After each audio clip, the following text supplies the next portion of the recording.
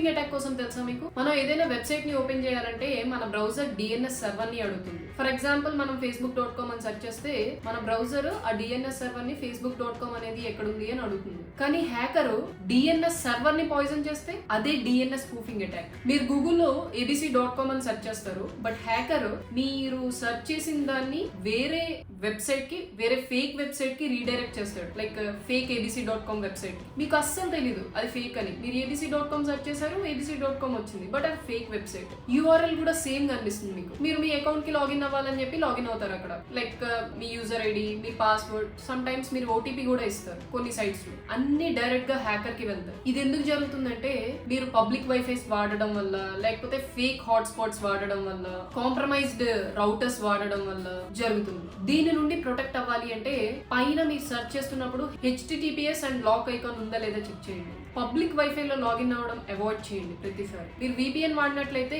DNS spoofing అనేది black అవుతుంది. గుర్తుపెట్టుకోండి, DNS స్పూఫింగ్ అటాక్ అంటే మీరు కరెక్ట్ సైట్ ని టైప్ చేసినా సరే మీరు వెళ్లే సైట్ ని చేంజ్ చేస్తాడు అటాక్. దీన్నే DNS స్పూఫింగ్ అటాక్ అంటారు.